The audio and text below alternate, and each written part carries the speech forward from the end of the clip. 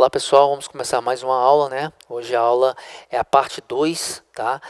Das aulas eletivas do K1 de ondulatório. Então a gente vai falar um pouquinho agora sobre ondas sonoras, né? Parte 2, a parte final do capítulo, né? Do nosso livro texto ali, onde a gente vai tratar um pouquinho sobre efeito Doppler, né? A parte de ondas em cordas e ondas em tubos, tá bom? Então, é basicamente a parte final desse capítulo 33 do nosso livro. Então, vamos relembrar aqui alguns conceitos para vocês poderem fazer o exercício do livro com um pouquinho mais de calma, tá?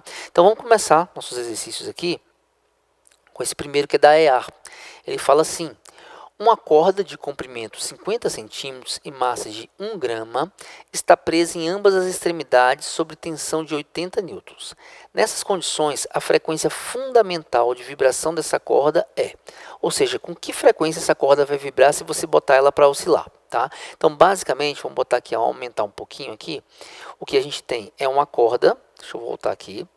O que você tem é uma cordinha que está presa nas extremidades. Então, vou botar aquela aqui, ó. Tá? Qual a distância, qual o tamanho dessa cordinha? A cordinha tem um comprimento de 50 centímetros. Tá bom? E aí, olha só, ao você botar ela para vibrar, como ela está presa nas extremidades, você não vai ver a ondinha vindo e voltando, tá? O que você vai ver é só a onda estacionária produzida. Portanto, você vai ver o primeiro modo de vibração dela é esse aqui, ó, onde ela forma um ventre entre dois nós, que são os nós das extremidades. Tá? Essa é a forma do primeiro modo, o primeiro modo que é o chamado modo fundamental. E ele quer saber que frequência é essa. Tá? Como a gente já viu na teoria, a frequência de uma corda, né, os N modos de frequência é dado por NV sobre 2L. Tá? Onde L é o comprimento da corda e V é a velocidade que as ondas estão andando naquela corda. Como você queria a frequência fundamental, então você quer o F1, a primeira frequência. Então seria 1 vezes V sobre 2L. Ou apenas que a nossa frequência fundamental é V sobre 2L. O L eu tenho, que é o comprimento da corda, é meio metros, né? Então, vou botar aqui 0, 2 vezes meio. Portanto, o F1 vai ser exatamente igual a V sobre 1, ou a velocidade aqui, tudo bem? Basta, então, saber com que velocidade as ondas estão propagando naquela corda. E como é que a gente faz isso? A gente consegue saber a velocidade de propagação de uma onda numa corda com a expressão que a gente já mostrou lá no iniciozinho dos capítulos de onda, né? Que diz o seguinte: a velocidade de onda numa corda é dada pela raiz quadrada da tensão na corda dividido pela densidade linear dela. Tá?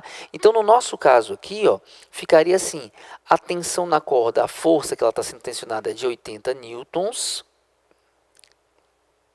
E a densidade linear, que é o nosso μ, é a massa dividido pelo comprimento da corda. A massa da corda é 1 grama, você tem que colocar isso em quilos, ou seja, 10 a menos 3 quilos, 1 grama. E o comprimento da corda, 50 centímetros, ou seja, meio metro. Tá? Então, vai ficar assim, ó, que o nosso μ é 1 dividido por meio é 2 vezes 10 a menos 3 quilogramas por metro. Isso aqui é o μ. É isso que eu vou colocar aqui, ó. 2 vezes 10 a menos 3, tá? Então, vai ficar assim, ó.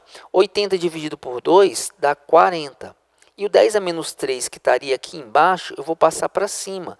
Ficaria 40 vezes 10 a 3. Ou, na prática, 4 vezes 10 a 4 aqui dentro da raiz. Então, vamos tirar isso da raiz. Vai ficar raiz de 4, 2. Raiz de 10 a quarta, 10 a 2. Portanto, a velocidade das ondas na corda seria de 200, tá, metros por segundo. Vou pegar isso e vou colocar aqui, ó. Ou seja, a nossa frequência, que tem o mesmo valor dessa velocidade, vai ser de 200 Hz. Isso vai ser a frequência emitida por essa corda no seu modo fundamental. Tudo bem? Vamos para um próximo exercício? Então, o próximo fala assim, ó, também da EAR de 2020. Assinale a alternativa que completa incorretamente a frase abaixo. Em uma orquestra formada por vários instrumentos musicais, é possível que instrumentos diferentes emitam sons com tanto iguais.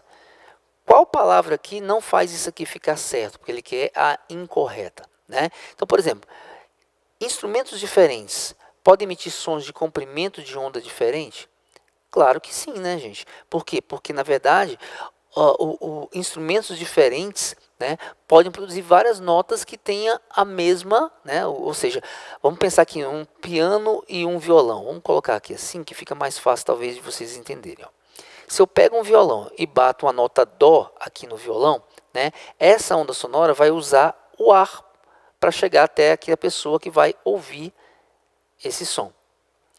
Um piano que tiver colocado aqui, vou botar aqui o nosso pianinho assim, ó, que emita a mesma nota dó, vai usar o mesmo ar da sala para chegar na pessoa aqui. Como o meio é o mesmo, a velocidade de todo mundo é a mesma, tá? Só que por ser a mesma nota dó, eles vão ter a mesma frequência. Então eles podem ter exatamente a mesma frequência, sei lá, tá? Botar aqui 440 Hz, por exemplo, a nota lá, tá certo? Viria com a mesma frequência e a mesma velocidade. Portanto, eles poderiam ter os mesmos comprimentos de onda, já que V é igual a lambda F. Então, olha o que ele está falando. Em uma orquestra formada por vários instrumentos musicais, é possível que instrumentos diferentes emitam sons com comprimentos de onda iguais? Sim, é possível. Né? Como é possível, ele queria incorreta, não vai ser a letra D. Os sons diferentes, né, ou instrumentos diferentes podem emitir sons com intensidades iguais? Podem, né? O violão e o piano podem sim, né? Mesmo sendo instrumentos diferentes, mandar sons que tenham a mesma energia. Então isso aqui pode acontecer. Eles podem ter as mesmas frequências? Sim, podem, como a gente falou aqui do violão, né, emitindo a nota dó e o piano na nota dó. E o que eles não podem ser iguais? Instrumentos, cada instrumento tem uma forma de onda, né? Então, por exemplo, diapasão, como a gente costuma falar em sala, né, que é aquele instrumentozinho usado para afinar instrumentos musicais, você bate nele aqui, ele vai vibrar aqui assim, né? Ele tem uma forma de onda mais ou menos assim, ó. Já o violão, a forma de onda do violão é diferente do diapasão. A do piano é diferente do violão. Cada instrumento tem uma forma de onda diferente, tá? Então aqui, ó, em uma orquestra formada por instrumentos musicais, é possível que instrumentos diferentes emitam sons com timbres iguais? Não. Cada timbre é único. Então, instrumentos diferentes, timbres diferentes. Isso aqui não pode acontecer, tá? Então, isso aqui seria a resposta letra A, porque ele quer a incorreta. Tudo bem? Próxima questão, questão 3, ele fala assim, um tubo sonoro aberto em suas extremidades tem 80 centímetros de comprimento e está vibrando no segundo harmônico. Então, vamos botar aqui, ó, tubo sonoro aberto nas extremidades. Por exemplo, um cano de PVC, tá? Então, tá aqui um cano. Ele tem 80 centímetros de comprimento,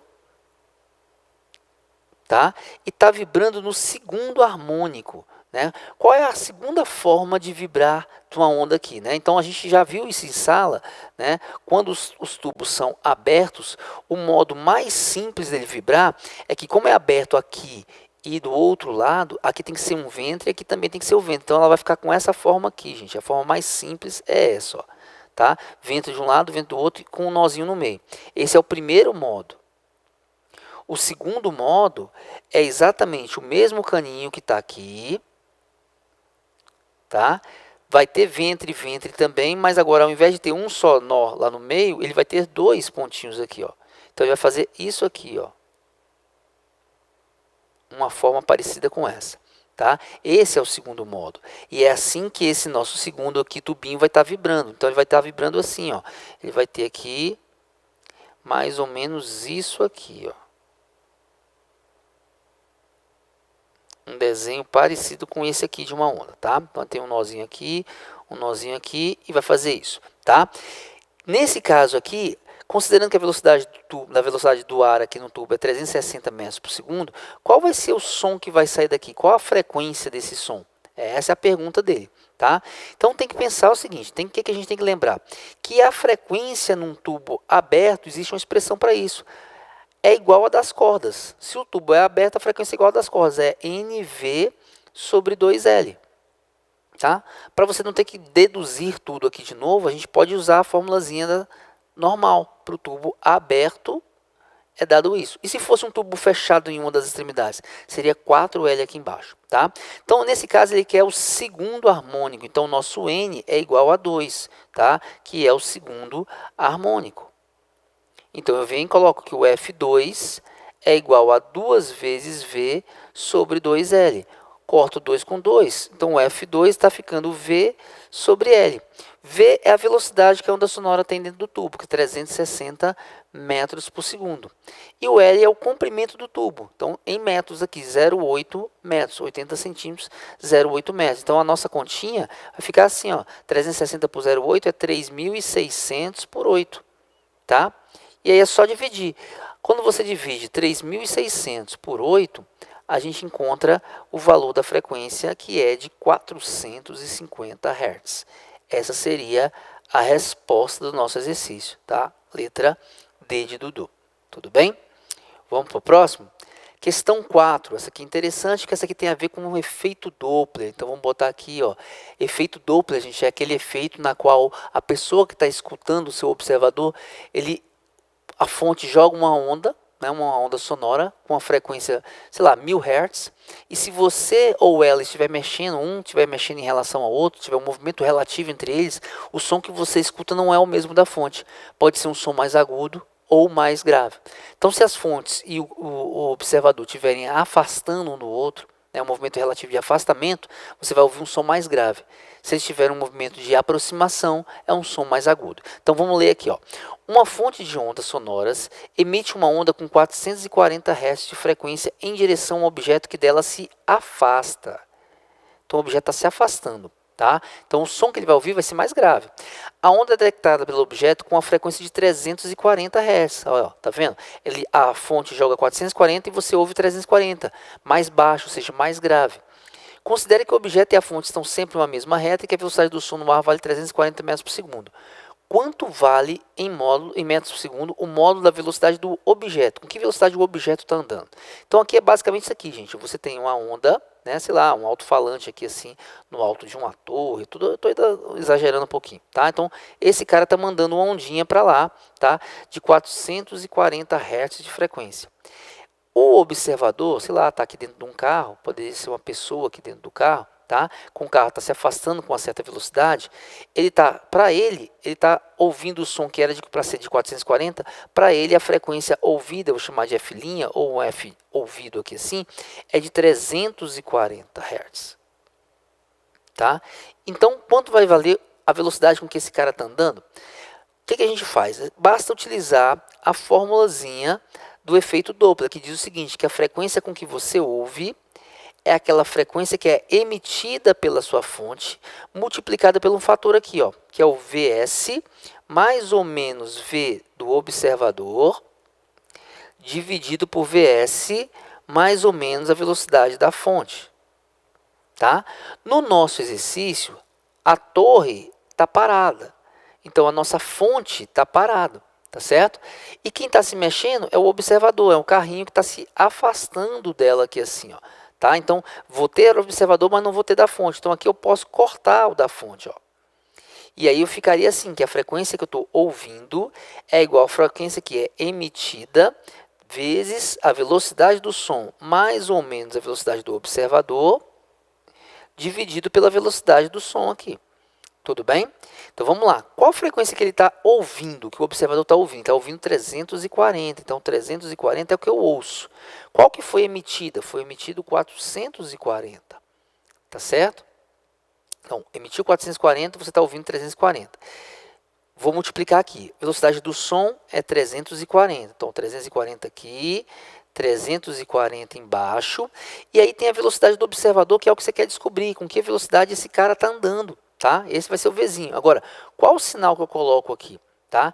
Como que você quer que o observador esteja se afastando da fonte, tá? A frequência que você ouve vai ter que ser menor do que a frequência que foi emitida. Portanto, na parte de cima, o afastamento é o negativo. Tá? Na parte de baixo, o afastamento é o positivo. Então, aqui eu vou botar menos V aqui, ó, tá? Porque eu estou me afastando. Então, o número de cima fica menor do que o de baixo. E aí, quando multiplica por 440, vai dar um número menor, que dá 340. Eu quero achar quem é o V aqui. Então, o que a gente faz? Eu vou passar multiplicando. Eu posso, por exemplo, cortar esse zero com esse zero aqui. E ficaria assim, 340 vezes 34 é igual a 44 vezes 340 menos V. tá? Então vamos multiplicar aqui, ó, 340 vezes 34. Quando você pega e multiplica os 340 vezes 34, botar só uma coisinha, ó, 340 vezes 34, o lado de cá vai ficar 11.560. 340 vezes 34, tá bom? Então tá aí. Aí eu vou fazer um chuveirinho aqui, ó, tá? 44 vezes 340 é igual a 14.960 menos 44V. Passa esse 44V para cá, 44V vai ser igual a 14.960 menos 11.560, tá? Então, menos 11.560 vai dar exatamente 3.400. Então, ó, aqui ficaria 3.400. Portanto, o nosso V, que é a velocidade que o carrinho está andando, 3.400 dividido por 44. Quando você pega 3.400 e divide por 44, a resposta é aproximadamente ali 77,3 aproximadamente, o que, né? Como a velocidade do som foi dada em metros por segundo, aqui metros por segundo. Então, em torno de 77 metros por segundo seria a velocidade de afastamento dele. Então, para resolver esses exercícios de efeito Doppler, você tem que dominar. Primeiro, entender se eu estou afastando ou estou aproximando da minha fonte, para você dominar os sinais que você deve colocar aqui, né? Saber se em cima eu ponho positivo ou negativo. Então, o caso geral, né? Em cima, o positivo significa aproximação e o negativo significa afastamento. Embaixo, o positivo é o afastamento e o negativo é a aproximação da fonte, no caso. Tudo bem? Isso aí você tem que memorizar para poder fazer os exercícios, ok? E a gente acaba por aqui, essa aulinha curta, mas foi uma aulinha que a gente relembrou os conceitos aí de ondas em tubos, ondas em cordas, tá certo? Efeito Doppler. E aí você agora tem um pouquinho mais de bagagem para fazer os exercícios do livro, tá bom? Então, fique com Deus e bom estudo para vocês. Até mais.